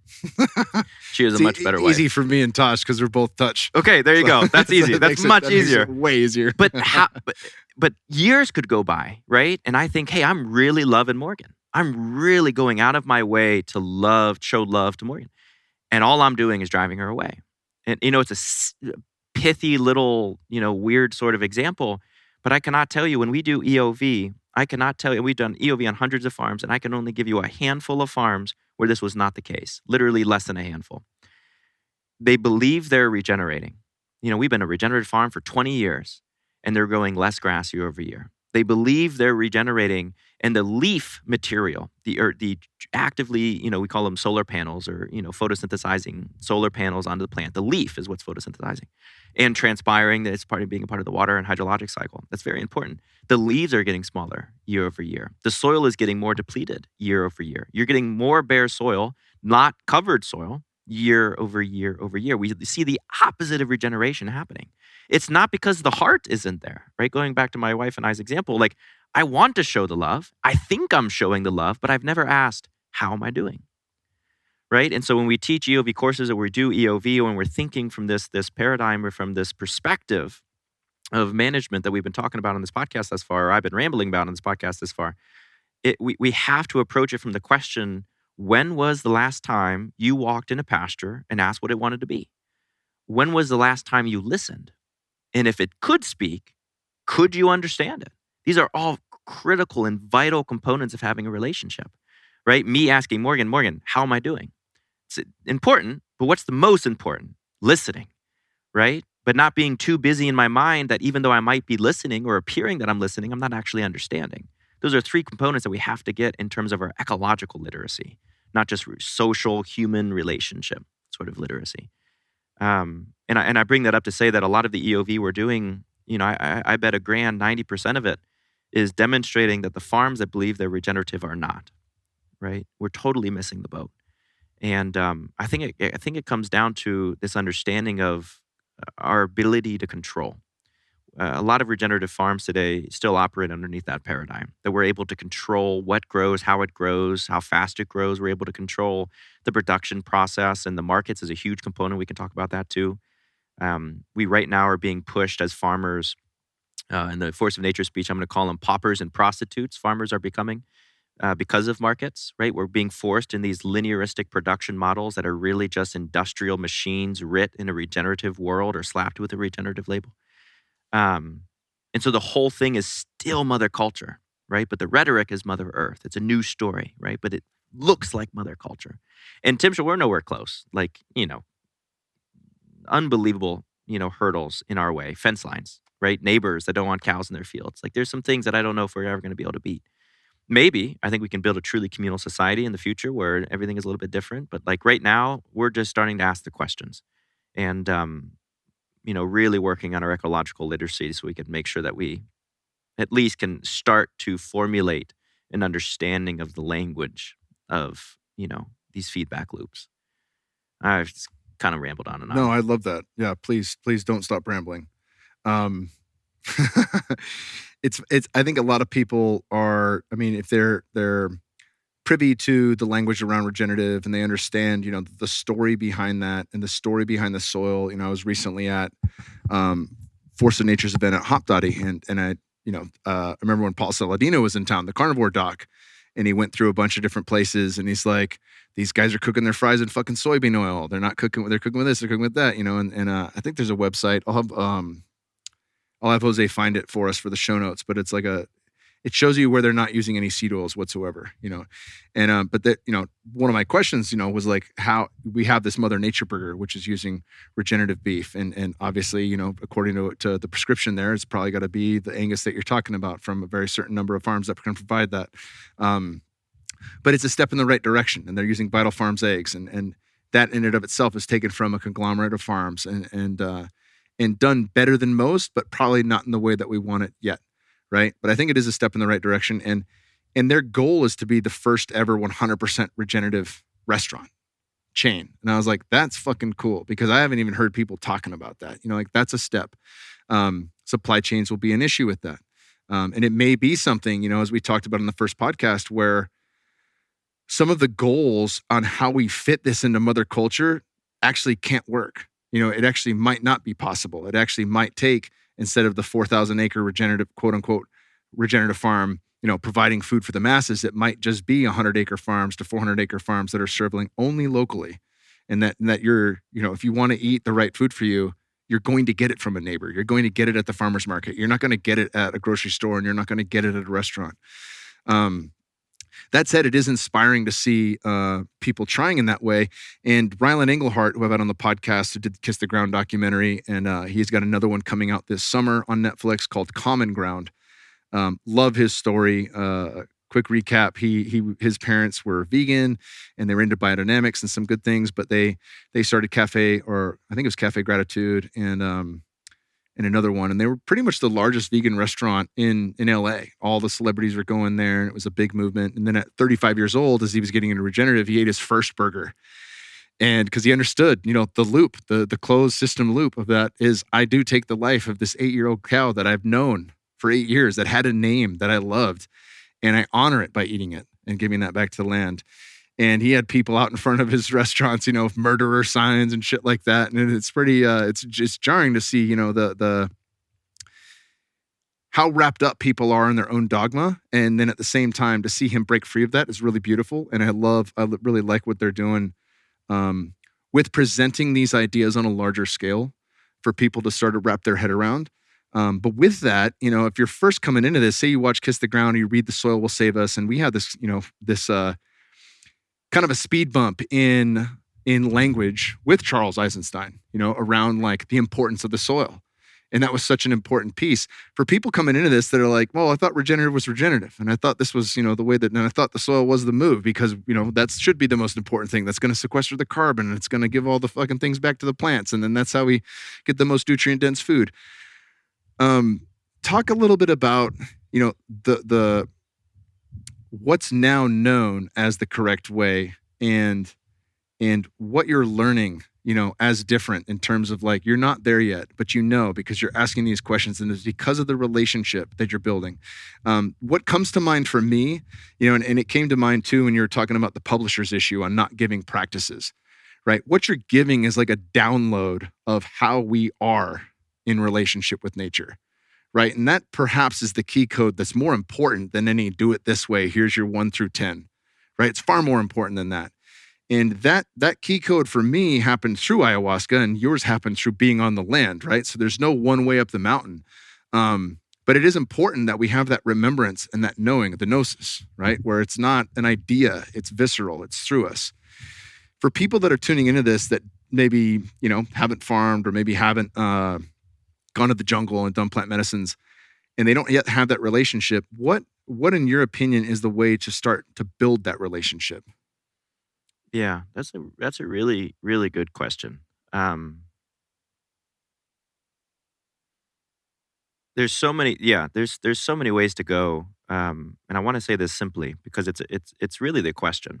Not everybody is running a 400 acre wildland. Not everyone literally spends their life getting to spend the time asking these questions, or sit next to like thighs that are as big as my head that I can't stop staring at. In the short shorts. Yeah. I know I'm wearing long pants. I should have worn shorts. It's Texas. Come on. Yeah, that's true. It's like, I get it. There's a lot of us. I was on a mutual friend, what's his name, Anthony Gustin's podcast recently, and he asked a very similar question. And what I would like to do is defer it to somebody else who I've asked the question to, and I really like the answer from. I was talking with a good and dear friend of mine, Precious Fury. She's a tribal member in an agricultural community, the Zawahange, I think, if I can pronounce it right, community in Zimbabwe. And she just has this unbelievable story. Orphaned, raised by her grandmother, literally ate mushrooms for years just to survive, and just a truly poor and truly degraded, area of the world. And they're bringing it back through tribal communities and regenerative agriculture in a very holistic management sort of sense. And just a brilliant woman. And I asked, okay, so what do we do? Where do we start? And she said, I'll never forget this, because I think we're so keen to immediately don the apparel of it's like this hidden colonizer mode where oh, let me help, right? Let me be the white guy helping, right? Like the flag in Massachusetts. It's this indigenous person with the thing someone please come save me. That's our mentality, right? This colonizer mindset is often hidden in our desire to oh, can I go to Zimbabwe and help, right? And I'm not saying you shouldn't do that, but when I asked her this question, she returned, she says, look down at your feet and start there. And I just thought that was beautiful. So unbelievably simple. The mind that she has to have to be able to get to that simplicity, to me, is just paralyzing. But look down at your feet and start there. What does it mean to have relationship to a more beautiful, truly resilient and regenerating world? Look down at your feet and start there. For us, it looks like regenerating a wildland, trying to build truly no input animals so that if Mother Culture were to collapse, we still can have food on the table. To me, it means the complete deconstruction of the USDA's processing system, because we can have a whole podcast about the atrocities of that system. Any acronym. Any acronym. They need to be out. That's absolutely true. Patiently waiting for those systems to absolutely crumble. And It appears they're doing a fairly good job of that. Yeah, themselves, especially in recent, the last 2 weeks with the dairy and everything else that's just exploded. Yeah. For us, in addition to the complete dismantling of how we actually turn food in the pasture to food on the plate, that's what I mean by the dismantling of the USDA processing system and truly making it more sovereign, more local, more understandable, more human scale. In addition to that, I think we have a lot of work that currently, we're working through with CPG companies and aggregators. And it's just if the modern consumer, if I can just put a pin in my sentence and stay here for a second, if the modern consumer would actually get to understand what's going on in the quote-unquote regenerative aggregation / market, I think they would immediately second-guess their participation in it and look for an alternative. I really do. I think knowledge is power, and sometimes knowledge can't get us enough power to be able to make true change. But I think this is a fine example of where this knowledge is perfectly capable enough to inspire and facilitate this change. So for instance, unknown company reaches out to me for some unknown reason that we don't have to talk about this podcast, and they say, hey, we want to source 35 cows a week from your network. We have a network of verified regenerative human scale local farms that we work as this decentralized democracy. And anyways, another podcast, another time. And I said, okay, well, let us know costs and let's talk about the purchase protocol. All CPG companies, all, meat aggregators have purchasing protocols. So this would be you're an athlete. Imagine you're going onto a college and you're a high school senior right now and they want you to run the 40. They want you to do the bench 225. They want you to do these things. It's a purchase protocol, right? To make sure that according to these, understandings of what the human body should be able to do on their football team or their wrestling team or whatever, they want to know where you fit. And the same thing is true in meat aggregation. So this unknown company trying to buy 35 cows a week from our network, they send us the purchasing protocol. And this is what it looks like. They want only certified Black Angus. So we've introduced the entire panoply of all breeds of cows from all over the world for all adaptive, epigenetic, or climactic reasons that they've developed over the last 10,000 years. Screw them all. We want one. We want a certified Black Angus. And don't it dare be a non-certified Black Angus. The Certified Black Angus Association has to make their money through the certification. So now we're prostrating the idea of regeneration to that system. So it has to be certified Black Angus. It has to be 24 months old. It has to have 13% caul fat. So caul fat, for those non-agricultural among us listening, caul fat is the last place in the cow's body that develops a fat cap. It's underneath the tailbone of the cow. If you're looking at a cow and you're looking at the back end, the tail sits on top of the caul fat. So if you see a tail that sinks into the pelvic cavity, it has no caul fat. which probably means that the meat isn't marbled. And if it has caul fat, you'll see the tail raise out as if it's sitting on a ball of meat right on top of the behind of the cow. That's what you call caul fat. It has to have at least 13% caul fat. It has to be a hang weight. A hang weight is when the cape at the head and the entrails are all out of the body. They hang it and they weigh it. The USDA processors, in their majestic wisdom, they do these things. And it has to be above 550-pound hang weight. So 24 months old, 13% caul fat, hang weight of 550, and you have to demonstrate 3.1 pounds of weight gain per day during a finishing period. So now you need a finishing period. Now, listen, there's a lot of details there, but let me just focus on one. And we can spend an entire podcast focusing on all of them, but let me just focus on one. The idea of being 24 months old. This is the most benign. I guarantee most of our listeners forgot that I even said it. We're talking about 13% caul fat, all these other things, hang weights and things, but 24 months old. What this means is 24 months before this organization backs up a trailer to our network's farms, I have to be birthing a cow, and it has to be a boy. Which means that 9 months before the 24 months, I have to have a particular bull breeding a particular female, without question. Now I have regulated and mathematically computed the life of, or the existence of life, right, to a T. Because if I'm wrong, right, just think about this. If it's a 550-pound hang weight and I gain 3.1 pounds of weight gain per day and I have to demonstrate this to this company, right, I have a limited amount of time to put that weight on that animal, else they don't buy it. Right? So I am sure as hell reducing the entire panoply of life down to the singular moment of a cow breeding or a bull breeding a cow right now, right? And it better be this one, right? Totally reductionistic. And by the way, almost impossible for a farmer to truly do. And worst case is you make less money selling verified regenerative, grass-born, grass-fed, grass-finished, vaccine-free, antibiotic-free meat to that company, right, that consumers then go buy at the store for $10 a pound at Whole Foods, then you make selling to the conventional cattle market on a Thursday afternoon or Friday afternoon between 3 and 4 p.m., where the only thing you have to demonstrate in order to make more money there is that the cow is living, check. The cow is locomotive. It has locomotive abilities. It's alive and it's mobile, right? It has feet that move, check. And it can't just have an active bacterial infection. So let's look at this for a second, right? McDonald's, who is buying the meat from that market, is selling $1 cheeseburger, right, for meat that demonstrates those three characteristics. It's alive, it can move, and it's not about to die, right? And the farmer makes more money from that system than he does a system that's verified regenerative, vaccine, antibiotic-free, grass-born, fed and finished. That's for sale for not $1, but $10 at the local grocery store, and they have to fit within a 24-month-old, 2-year-old, certified black Angus, 13% caul fat, 550-pound hang weight, demonstrating a 3.1 pound of weight gain in the finishing period, which is the last 3 or 4 months of its life, per day, right? It's almost impossible, but it's and you make less money than if you were to just sell into the conventional cattle market.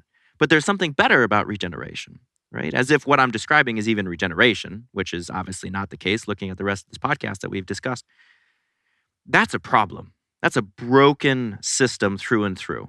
Right. And unfortunately, I don't think that system can be improved. I think it has to be demolished and rebuilt, or at least rebuilt from using older stories like you got at the very beginning.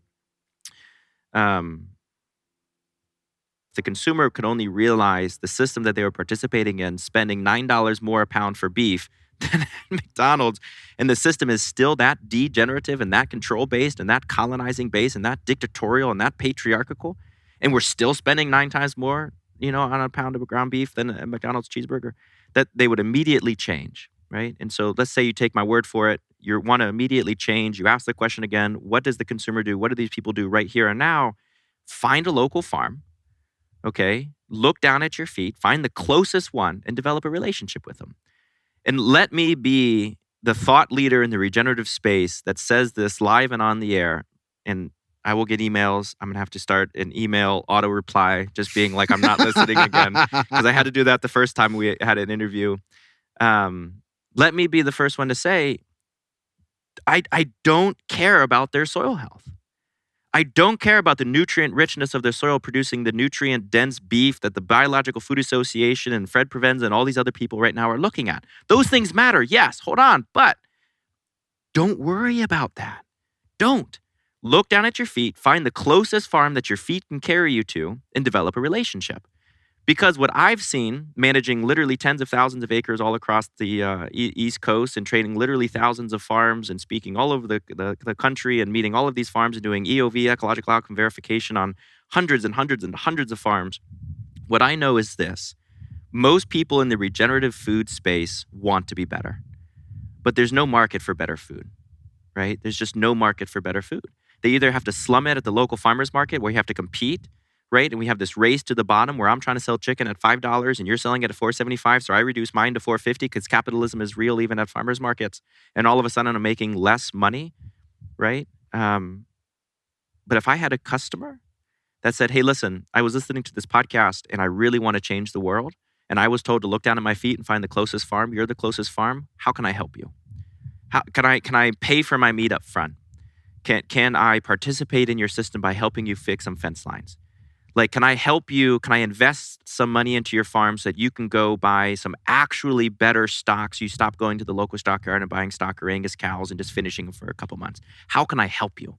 Right? That's where a more beautiful future is going to be created through co-creation and emergence, not looking around saying, oh, White Oak Pastures is the best goddamn farm in the United States. I'm going to go on their site and ship their meat from South Georgia, which questionably comes from South Georgia, all the way to Ohio, right? Or even, Force of Nature. I'm glad this is going to air after the fact because I'll say this on Saturday, but it's healthy that this isn't live now. But like even Force of Nature, right? So there's this wonderful grocery store in Central Virginia. It's a mom and pop owned stop. They only have one location. You walk in there and it feels like home style herbery, if that's a word, just like this herb infused local, like raw food inspired hippie meets home style grocery store. You just walk in, it smells amazing, kind of smells like in there. Like they just really care. It's not Whole Foods. Just inside the building here, it smells so good. And they used to be a purveyor of local meats. They had this huge wall of freezers about the size of this porch we're on. And there was 20, 30 farms represented in there. And Timshel, our chicken used to be in there. And there was just all of this great panoply of like local vigor, right? And I went in there the other day, and half of that whole thing is Force of Nature now, which comes from not Central Virginia, obviously. Half of it's Force of Nature, and the other half is Polyface, Joel Salatin's farm. And I walked non-local now. Non-local. Well, there was like one chicken, like there was like maybe one, right? But like none. I'm talking about and I'm using my hands here, which the person listening to this can't see, but like just 30, 40 feet of freezers that used to be like a local understanding of food production. And now it comes from, Force of Nature and Polyface. And I walked into the manager and I walked through the sales clerk and I found the manager and I asked, I said, listen, manager lady, you guys are the opposite of commercialism. Like I literally have to bring my own bags and boxes. I can buy some dope Chinese medical herbs in here that are all locally grown, and you have like herbalists and like, but the meat is entirely commercialized and singularized. And she said, I know, but our customers love the brand. Literally word for word what she said to me. And so, when we're thinking about having relationship, when we're thinking about a human being participating, or I don't want to say participating in the natural world as if human beings have the ability to not participate in their world, right? The idea of a human world v natural world v domestic world v wild world, like none of these things actually exist. It's just world, right? And the entire story of humankind has been trying to, in my opinion, separate us and then re-enter us and then separate us from that understanding. And so if you're that individual and you're sitting here and you're wondering, how can I be relationship in my community, right? Like, don't buy Force of Nature. Don't buy Polyface unless they're your local farmer, right? And you better be in Swoop, Virginia of about 50 people that live in. So you better be one of those 50 people, right? Find your local farm. Don't ask them about soil health. Don't ask them about their practices. Just ask, how can I help? Start there and emerge from there. Because I guarantee you, their heart's desire is to see their land and their community flourish. You would not be in the regenerative farming world if that was not the case. Why? In 2021, we did a study, surveyed about 1,000 local farms under about 500, 600 acres in the entire mid-Atlantic. So we're talking Pennsylvania to South Carolina as far west as the Mississippi. We surveyed them all and we asked them a couple key questions, and these are the three findings. I think I said this in the last episode. 2021 into 2022. The average Virginia or mid-Atlantic farmer makes $18,000 a year. That's pre-tax, that's pre-expenses, that's that's cash flow, okay? They work 87 hours a week on the farm and about 30 to 35 hours a week off the farm, marketing the farm, farmers markets, online, writing emails, doing all of the social media stuff. So they work a beyond full-time job. They work 3 full-time jobs if you're just looking at a 40-hour work week, and they're making $18,000 a year. So don't walk onto their farm and ask, well, what's the nutrient density of this beef? That's in my opinion, like the people like Fred Provenza and Stefan, whatever his last name is, like the scientist, the Biological Food Association, Dan Kichumaquic, what their role in this, looking at the nutrient density of beef from a truly scientific and viability perspective, that's over here. And it's unbelievably valuable, but in our conversation we're having now, it has nothing to do with it, right? These local farms making $18,000 a year, working hundreds of hours a week, don't ask them about nutrient density. Don't ask them about soil health. This is why our institute last year made the video, soil health doesn't matter. It just doesn't. Because you can have soil health by enslaving your neighbor, right? And you can have soil health because you just put it there, right? Like you want 6% organic matter on your soil, buy it. Literally, just start trucking in loads of compost and spread it. You'll have 6%. It's good, right? You want more diversity? Plant it. Go to Northwest Oregon and fly in tons of technologically tethered, white clover and perennial rye like we were pulling in here. It seems that smooth brome and perennial rye is about what your highway department seeds on the roadsides, right? Like where are they getting all of their seeds? The same places these regenerative farms are getting their seeds. It's no different story. If you want diversity right now, you plant it. If you want more soil organic matter, you plant it. If you want more carbon in the soil, sequester it. It's not hard. Those are very easy things.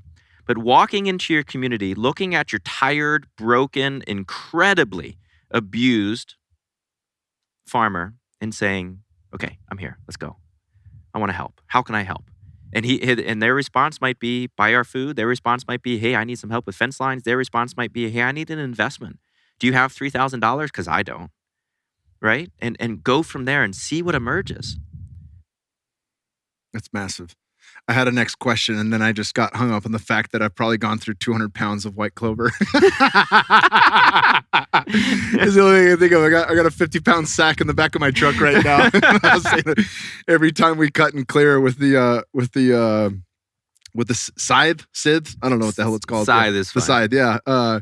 We're cutting and clearing out on the the berm here, because one of the first hays we got in here was Johnson grass, and it was the only no spray hay we could find in Texas. Yeah. So we're like, we'll take it, and of course that had tons of seeds. So Johnson grass is basically taking over the whole food forest, and so if we pull it, we're losing too much soil. So we just started chop and drop, and anywhere where it's clear, I'm just going through, and I got the kids out there. We're just broadcasting this, supposedly organic.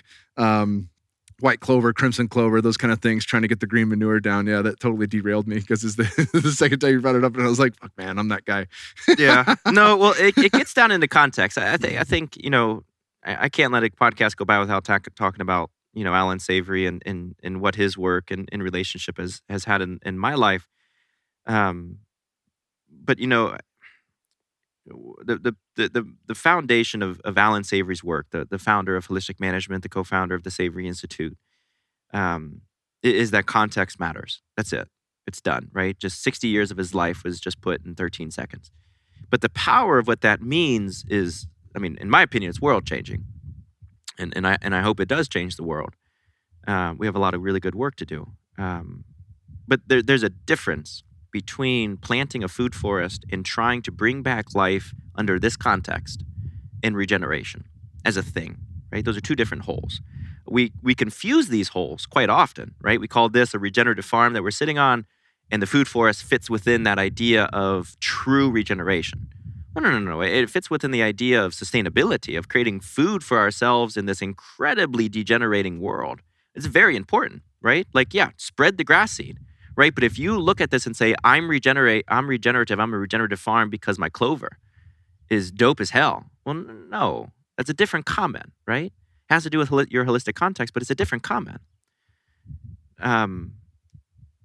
Especially when we start to extrapolate and we look at regeneration as a thing, right? I'm regenerative because I planted it. That's a really, really big problem, especially when that which you're planting at that scale is really just eroding and degenerating and enslaving or denuding, the neighbors just beyond your eyesight's reach. That's what I'm talking about. Yeah, absolutely. I want to bring up, I want to circle back to force of nature because, I think it's pertinent. I had Robbie on the podcast, one of the co-founders. I'll also be speaking, same little earlier than you on Saturday at their event. Like the new farmer panel, right? Yeah. Or like the emerging farmer panel? First year homesteaders or whatever it's called. I was like, Kingbury. let's go, baby, let's go. We got a year in the game, lots of lessons. And Robbie said the exact same thing you did. He said, force of nature products I put third on the list. He goes, first, you hunt something that spent its entire life in the wild, like an elk, right? And the last thing if it's an ethical kill, the last thing it knows is it's filling its belly full of food with its family. Lights go out, right? That's number one. Number two is you go to a local farm, like we did at your place, and you kill the animal yourself. You have a relationship with that animal, and you take its life in the most ethical way that you can. You participate in the field dressing and the harvesting, and you eat that thing nose to tail. That's number two. Number three is you go pick up force of nature products because there's nothing better where you live, and you may reorder that in some different way, but I found that astonishing, that one of the co-founders of that company put it that way. He put himself that far down the ladder in terms of what is the best thing you can put in your body. And it was really, it felt very, very honest and authentic, from a take, from him, so I get that. And yeah, when you start to factor in shit that most people have no idea about, like Steiner's understanding and not even diving into biodynamics, which is just a mind-blowing field in and of itself, but the understanding of energetics and not even diving into spirituality, which he does quite deeply, but the location of where we are, the location of the sunlight, the amount of rain, all these things. I was telling you about Joaquin, this amazing third generation cheesemaker from Venezuela that we've been introduced to at our local dairy farm that we love, Strick Farm. It's a Jersey cow farm down in Schulenburg, Texas. It's fucking phenomenal. He was showing me his different cheeses that he's aged, all raw, using all A2A2 Jersey cows. And he's like, this is when we went through the drought in 2021. And you could see, because the grass had less rainfall, it had less carotenoids. So the cheese was whiter, right? And then the big rains come and the cheese is like golden yellow. It's like the best egg yolk, right? Almost orange, right? And like, as you start to map that's eating with the seasons. That's eating the local, whatever's provided, right? And we're a part of that, and I had something that's coming up, in relation to, and it might seem like a kind of a wide swooping analogy, but we first moved into our house in Austin. Is the first house that I've ever bought, and it was brand new. And I was like, cool, man, no one else's energy's in here. It's just ours. We came through, as they were framing it, we put all the kids, it was just Bear at the time, but we drew we drew our hands on there. We wrote different things, love, abundance, whatever, just to imprint the house with those energetic signatures. And then when it finished, I realized we had already been in Texas for 2 years. We'd been working with cedar, burning it, smelling it, so we could work with that plant, which is a phenomenal way if you have cedar allergies to actually attenuate that. Like, talk to cedar, work with cedar, smell the smoke of cedar. And all of us started getting, really nasally. And the kids were, Bear specifically was starting to get sick more often and just really nasally, eyes got a little puffy. And so I was like, I think we need to get some houseplants for here, and Charles Eisenstein's brilliant on houseplants. He's like, you leave for 2 weeks, your houseplants are all dead, yet you can't get rid of dandelions in your yard, right? Like, there's something to that. But at the same time, I realized, we got to clear out these VOCs. The house is off-gassing, and the plants are going to help us. And then after that, we had, freaking 20 houseplants. I was like, oh, we're helping the off-gassing. It's us that's going to help that off-gassing, right? And it's a shit job, but we have to do it to be in this space. And that's kind of the hard reality, the hard lesson that we have with our food too, with all of it that we see in the earth, is the big medicine in we're going to do the dirty work that's required, that's necessary. And it might not mean eating the most pristine, perfect, Fred Provenza's gold star, who's going to come on the podcast. I loved him on Paul Check's. Whatever the healthiest, most diverse food range of the most, regenerative version and the most nutrient dense food that you could possibly eat, the best raw liver, whatever that looks like. If it's not from here, that's not mine to eat, And if I can get it from here, then it's going to be us. It's going to be us on the local level that actually build the system in the way that we want it. And that comes through how we consume, right? Food Inc. had it right. You vote with your dollar. That's one of the most important things. And it's not so Walmart will carry organic yogurt. It's so the local farm actually can improve itself and can heal the soil and can do all the things necessary so that over time, now you have access to the very best food, right? Because you participated in that. You voted for it with your money. Yeah, I think so. I think maybe one way that I would like to put it is when you truly look down at your feet and you go find the local farm that we talked about that I won't reiterate, what you realize is that the dollar has very little ramifications to the success of that relationship. And so what you're doing is you're voting with your connection, your community, your ability to co-create. And the dollar becomes almost a moot point, almost an undesirable side effect, if you will. And so in my opinion, in a more beautiful world, like the idea of voting with your dollar dies. And it's voting with the soul of the thing, right? It's just a community that operates in and of itself. I think though, like, but that's exactly what you're saying. I do want to say, like, you know, it's an interesting world we live in where what you just said is true, while simultaneously the question of whether or not an organization like a force of nature exists, right? Like, does it exist or not? Like this is the question in a more beautiful, truly resilient and regenerating world.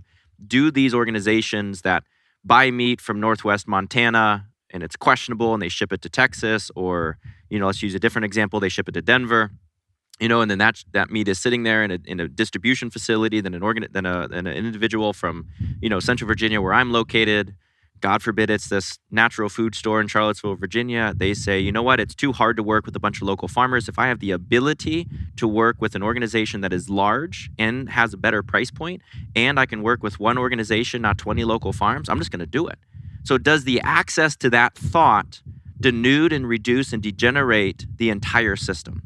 That's what I'm focused on. Because at this moment, you know, this is not a definitive answer, but I'm leaning yes, right? Because that option exists, people are obviously choosing it, right? This natural food store in Charlottesville obviously have made their decision.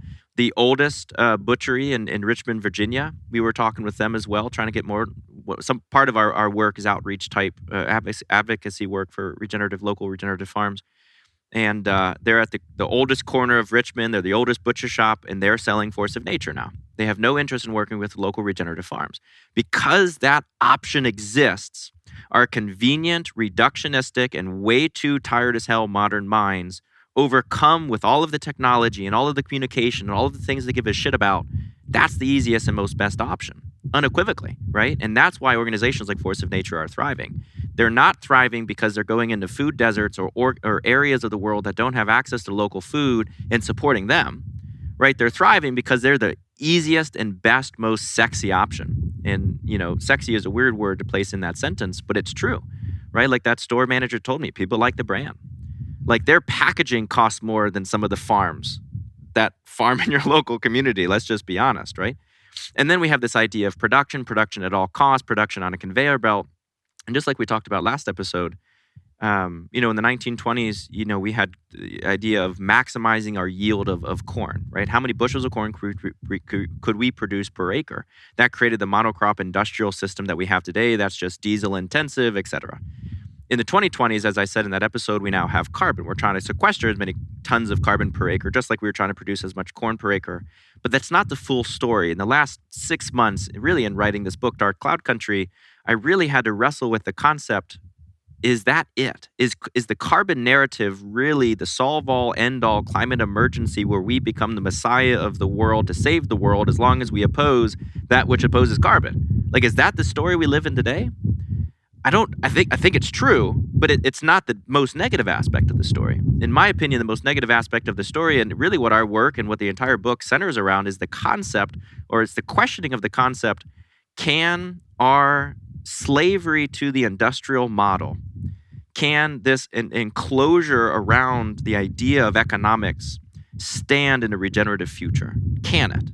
Right? Does our access to cheaper, and I mean that from a quality, and I mean that from a human, and I mean that from a land perspective, can our access to cheaper, more denuded options that are more convenient but better than Walmart and McDonald's, potentially, and there's a huge potentially there, can our access to those things actually erode local farms, right? In the state of Virginia in 2021, we lost 801 farms. These are not, commercial farms. These are farmers that, just own their little, 500 acre or less little quote unquote regenerative farm. 801 farms, and that's not an anomaly. That's 1.7 million acres taken out of local management. With Bill Gates coming on board, we have this whole technocratic political global scene coming in to commercialize and aggregate food production. We have that threat above us. And we don't yet, I don't think, feel that threat, right? And then we have the consumer who believes that buying, again, just take force of nature out of it, pick on anybody else, Paleo Valley, Applegate, these are all organizations of equal value to me. In this conversation, they believe that buying a verified regenerative, grass-born, grass-fed, grass-finished, vaccine and antibiotic-free meat stick or pound of ground beef that was shipped 8,000 miles where FedEx and the distribution system made all of the money is actually a part of that more beautiful world, right? And so you have this customer journey. God forbid you call it the hero's journey. Don't even go that far, please. But you have this customer journey that's currently buying McDonald's, or they're not caring about their health, or they're going to Walmart to buy cheap meat, and then they hear, oh my God, there's this thing called regeneration. It's a little bit better. Like I can be a part of the saving of the world, right? As if you can even formulate that sentence. But for now, that's where they're at in their journey. And then they go, oh my God, force of nature. They sell online verified regenerative, grass-born, grass-fed, grass-finished products. And it's amazing. And they're leading the regenerative revolution. And it's best meat on the planet for the planet. Their tagline, their mantra on their website. And then they start buying from it, right? Then you have somebody like me saying, wait, whoa. It's not. Hold on. Right? And we've already educated the consumer's consciousness to get away from their current status quo. They're already accepting this new paradigm. It's already hard enough. It's already not at Walmart, right? It's already not, accessible in regenerative restaurants, right? Like McDonald's and other places that are very far from that concept. And are we going to be able to educate them a third time, right? To say, no, wait. I know force of nature said that the best meat's for the planet, on the planet, or on the planet for the planet, or whatever their tagline is, but they're not. Right? Do we have the time as a people in the modern world where technocracies and everything else is really coming in to consolidate the food system to take the consumer through another phase? Right? Like what happens when the consumer realizes that regenerative foods coming from this land, if not done to a particular standard, and it might be the standard discussed on this podcast earlier with the Timshel Wildland project, degenerate the land over here. Like what happens when the consumer starts to realize that by supporting you, I have to kill you or degenerate your landscape? That's what I mean by kill, not to speak out of turn. I don't think it's healthy. Like I don't think it's a good way to go. I don't think it's proper, and I don't know if it has an end to it. To me, all we're doing is just making our slavery to the industrial system just a little bit better. Right? It's still the industrial system. It's still the economic machine that enslaves and erodes and destroys and grinds the beauty of nature to churn out and print out, money or, whatever the thing is that they're trying to accomplish. It's still a clear-cutting organization that walks in and clear-cuts 2,500 acres in a matter of 2 or 3 weeks for the point of money, right? That's what these purchasing protocols, that's what this centralization and commodification of the natural world really leans into, right? Like Robin Wall Kimmerer, the beautiful author, unbelievable mind of books like Gathering Moss or Braiding Sweetgrass, she says, the earth doesn't have resources. Those are our relations, or something like that. It's not resources, it's just relations. And so just like I wouldn't look at my 3 children and call those relations resources that I could just sell out to the, highest bidder, right? We can't look at the world, right, with our human world glasses taken off, because now we actually see the world for what it is. It's us, and we are it, right? We take those modern spectacles, technologically tethered spectacles to mother culture and our slavery to industry. We take those spectacles off and we see that we're doing the same thing to the natural world, right? The world all around us. We see this. And I think that the conversation that we need to have, because we can't have it here, I mean, I think it's a huge conversation that the regenerative agricultural scene has to start having inside of it. Because I think it's a very proper conversation to have inside of it. As soon as the outsiders start to realize that these things are true and that we're not talking about them, now we're in a different position. But I think when the internal thinkers and movers, these farmers, if you will, inside of this regenerative world, we have to start questioning what is actually regenerative. And does our desire to give the consumer a better version of the slavery they're currently participating in the modern industrial world, is that better? Is that a part of the solution? Or is it distracting us from looking down at our freaking feet and going to our local farm? Right? Because I'll tell you, absolutely. It is so easy to, so like I have a lot of food issues. And like we were traveling for this trip, or preparing for the traveling of this trip, I brought all of my food with me. Prepared it, canned it, freeze-dried it, dehydrated it, whatever it was. We just flew down with a massive suitcase of all of our food. But I do that because I have to. What if I didn't have to, right?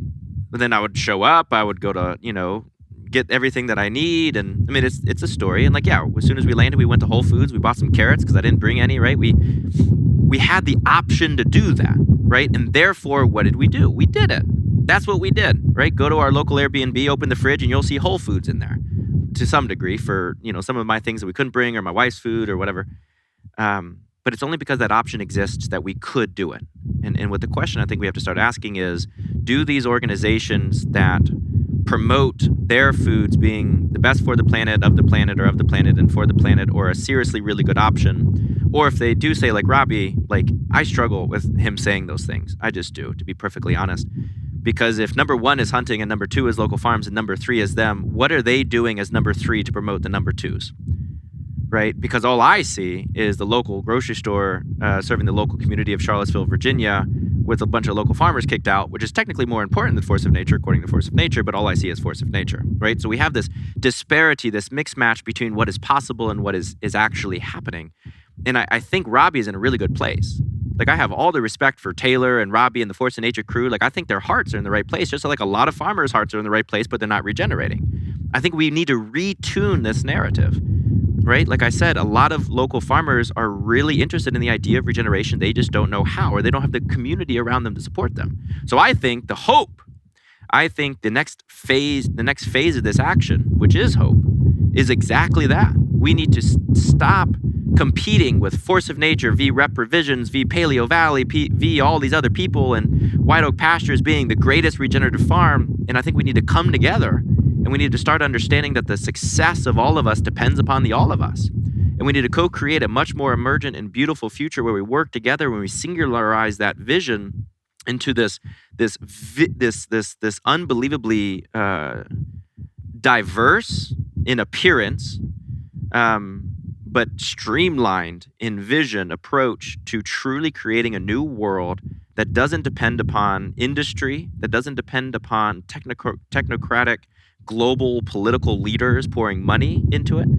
And I think we have this is strange for me to say, but I think we have a great model in terms of McDonald's. Like, I do. I really think McDonald's is a great mentor for this moment to look towards. Be McDonald's. Be $1 cheeseburger, right? Like McDonald's never says the best meat on the planet for the planet, right? The McDonald's never says this tastes amazing, right? Like McDonald's is never saying like our fries are the best fries in the world. No. What do they say? They say this cheeseburger will taste the same in Austin, Texas as it does Charlottesville, Virginia. This cheeseburger tastes $1 in Austin, Texas as it does in Charlottesville, Virginia. When you buy our medium fry, it's going to taste the exact same because we geo-engineered the russet potato and the yellow potato into this marvelous union where we can now streamline the entire production of that new potato called the McDonald's potato to fit our manufacturing process, which happens to look like cooking and restauranteering. And then we can provide you the exact same experience for the exact same price with the exact same taste verbatim. And they're not making any claims to the value of their product outside of convenience, right? Like the first non-human restaurant just opened, and it was McDonald's. It's totally by machines and AI. There's not a single human being that works in there. You go in, you hit some buttons, a robot makes your food, and they give it to you. It's convenience, and they're not shape-shifting it, right? They're not putting a mask on it and calling it something else. It is straight line convenience. We understand that you don't have a lot of money. You want this fast. It's cheap. It's fast. Here you go. They're not claiming it's good, right? And we have a lot of people in this regenerative movement, that are claiming, I can build 6% soil organic matter from 1% or 0.1% in 2 years, right? And they're claiming it's good and it's fast, And they say it's totally possible, right? It's totally cheap. We can totally, like, there's a wrong narrative here, right? And I think it's a rubber band effect, if you will. And we're just being whiplashed by this idea of commercialism and mother culture. And I don't think, I've been a part of it. I absolutely.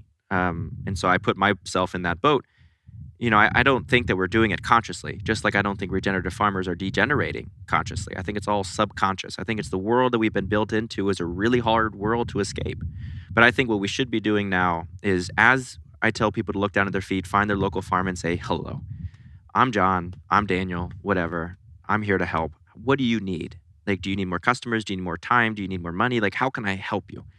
I think simultaneously, this regenerative movement needs to do the exact same thing. We need to turn inwards. We need to look at our feet, and we need to start analyzing, is the commercialization and the commoditization of the natural world getting us closer to a more beautiful world or further away from it?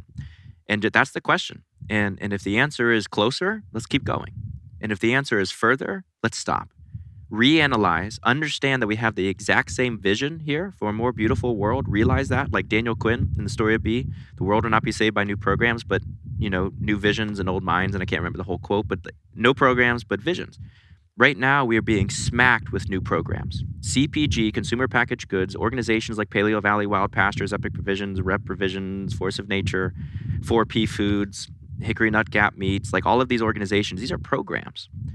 Okay, and maybe Quinn is wrong and they're going to work. Maybe. I'm not going to be the one that challenges Quinn, and I'm also not going to be the one that challenges the idea that just furthering our enslavement to mother culture is the correct decision.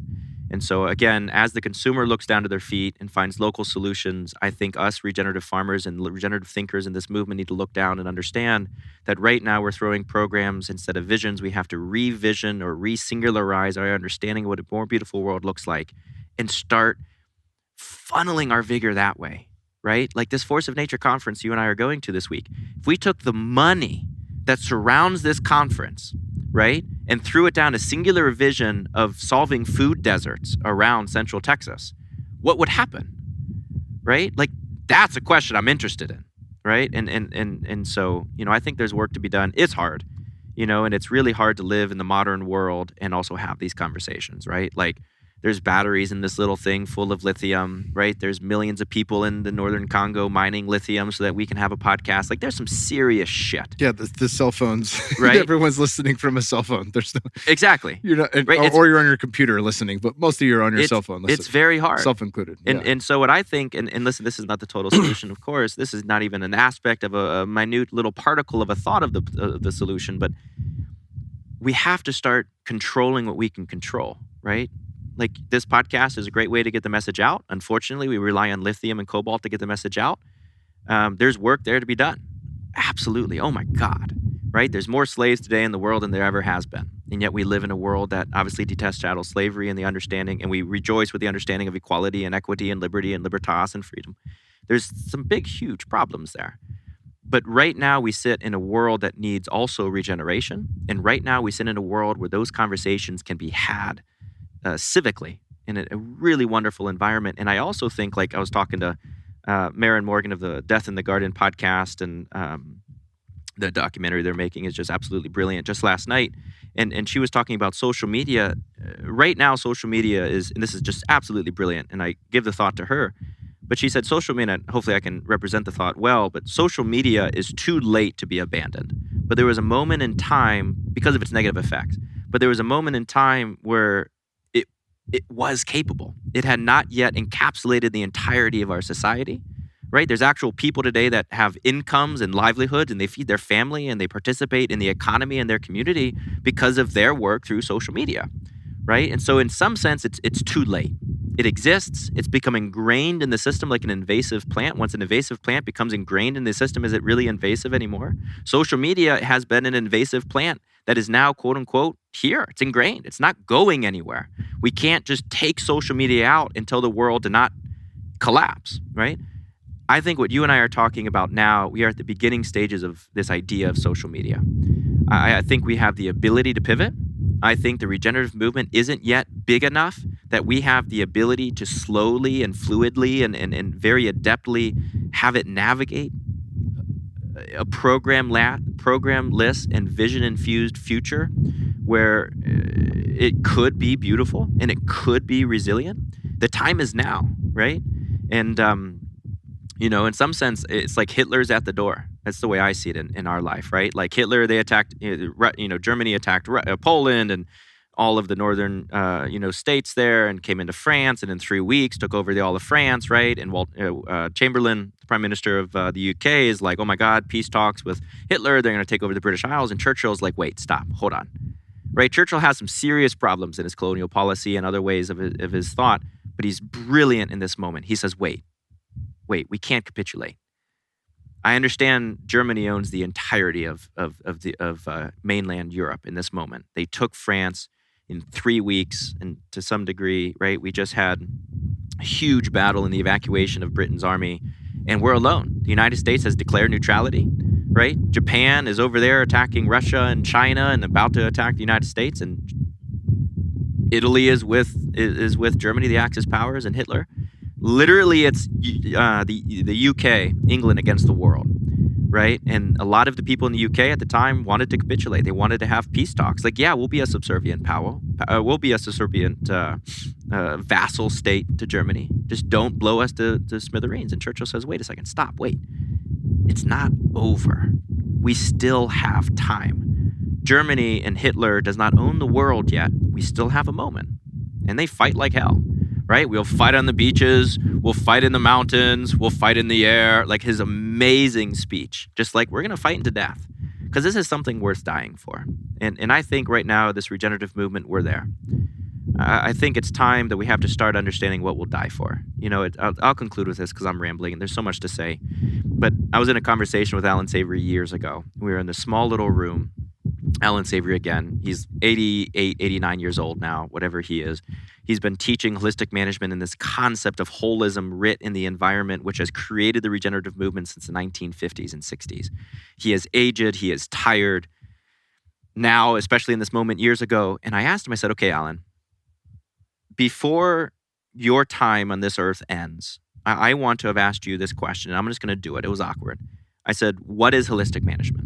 You've dedicated 60 years to doing this. What is holistic management? What is the idea of a holistic context? Because holistic management, to skip all the details, is undergirded by this concept of a holistic context. That is, that which we vision our future to be is what we manage for, right? So I envision a world where the streams are flowing clean and free of chemical pesticides, herbicides, and fungicides for my children to play in. So I don't manage for a world that might participate in the creation. I manage for that world. That's what he teaches in holistic management. And he said, Daniel, he says a lot of things, but one of the things he said was holistic management in its holistic context is something you would die for, right? Like when you're talking about your vision of the future, that is something that means the world to you. And what that very pithy, completely overused sentence truly means when you unpack it, like this means the world to me, is if this would not exist, I don't want the world, right? It's something I would die for. This means the world to me is another way of saying that's what I would die for. And he says that which you put in your holistic context, that which you live your life to create and co-create and manage and nurture and be is what you would die for. I think the regenerative movement is at a pivotal point where it has to decide what it'll die for. And what we teach in holistic management, what Alan has constructed over the last 50, 60 years, is the formation of that thing or the elucidation of that thing is a vision. And it can't be a program. When we teach holistic management courses, I go up to a whiteboard and I draw a vertical line down the middle and I don't put any titles on either side. And I have people ask, what matters to them? And they give me programs and they give me visions, right? I imagine a world flowing with clean water. That's a vision. I believe in clean water through hydroponic energy systems. That's a program, right? Whatever. And we separate those two things. And everything on the program side, we delete. Everything on the vision side, we encapsulate into our lives. What we're saying is the world will only be saved through visions, not through programs. And it is those visions that we will die for. That's holistic management. That's how these two worlds of Alan Savory and Daniel Quinn come together in a very strange way. Mm. And maybe I'm the only one putting this together and it's totally wrong, but that's how I see the world. No, this is fucking rad. Okay, cool. Cool. And I don't know. I'm not trying to be here to be this iconoclastic, Virginia wildland rebel farmer with long hair and a weird relationship to the earth. And saying that CPG companies need to die and people need to start finding local farms and that nutrient density and soil health doesn't matter. Because I've said all of those things, and I think it could be misconstrued that that I actually believe that in totality, right? But then again, I think we really have to start understanding as a regenerative world, or as a people who are trying to understand what regeneration looks like in the modern world and how it participates in a truly co-creative and emergent new world. What I would just call, Mother Earth, right? Throw away Mother Culture. We have Mother Earth again, very Daniel Quinnian. We have to understand what regeneration stands for, which is to understand what it dies for. And when we're talking about death, like in my book, Dark Cloud Country, I write that right now, the perception of death is you have birth, you have life, you have growth, you have this beautiful accentuation of all of that, and then it dies and it's reborn. Well, you've read Dark Cloud Country. I think we're totally missing an entire aspect of that. I think you are born, I think you grow, I think you live, you have this huge emergent of everything that you live for, you die, and then there's a moment of chaos.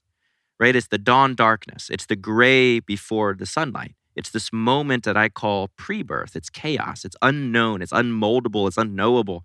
We have to start looking there, right? And I'm not saying we have to die to be reborn. We have to have CPG companies die for a new world to be reborn. But I think when we start to think about what does consumerism actually look like in a regenerative world, we have to start looking at chaos, and it petrifies us. This dawn darkness, this unbelievably unmoldable middle ground between harvest and consumption, between death and new birth or life. And it's in those conversations that I think will be the beginning of the conception where we question, or conception of the questions of what this future looks like. It's the very beginning. It's the chaotic little space that we need. And if we simply sit back and look at this little natural Whole Foods store in Charlottesville, Virginia, and say, oh, well, if people like brands, let's just cater that, right? Let's just build more brands then. I think we'll totally have missed the mark. Yeah. Man, we went absolutely deep, and I absolutely love it. We got rained on a little bit. That was dope. Dude, I hope my audio was good. It was a little windy. Oh, it doesn't matter. Just delete it. When you got going, the wind picked up and the rain started, and I was like, yep, nature agrees. Little God nod there. Big God nod. I'm going to link to all of your books in the show notes. They're absolutely fantastic. You are, to describe you as a Renaissance man doesn't do it justice. A polymath, whatever the fuck the new language on a guy who is an adept way too tired in many things. In many things, truly, the poetic nature of your writing is mind blowing in and of itself. But the fact that the heart of what you're speaking to is the thing that matters. It is the thing that's necessary for us to. Let me add this one little piece, and I promise I'll make it very quick. But your comment makes me think of it, and I think this is a fine way of concluding. Masanobu Fukuoka was a Japanese farmer. He called himself a do-nothing farmer, the father of permaculture in some sense. Good friends with Bill Mollison, the quote-unquote originator, or whatever he calls himself, of permaculture. Back in the 1930s, 40s, and 50s, he wrote this book, One Straw Revolution. Masanobu did.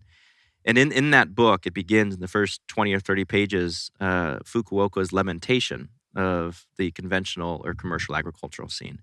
And it's always so interesting to me because his lament of this monocrop, chemically infused, right, post-war. Think about that. That's really important. We're in the post-war era of conventional agriculture. So we're seeing the rise of chemical pollutants like we've never seen before. The rise of production, right, feeding, and what happens in the Cold War, right? This is a pivotal moment in conventional agriculture's history in terms of a global emergence into this thought of control and colonization of the land and resources and such. And he writes, and he doesn't lament any of the things that I just said. He doesn't even bring them up in his book. And he says, the problem of modern agriculture is that the farmer doesn't have time to write poetry.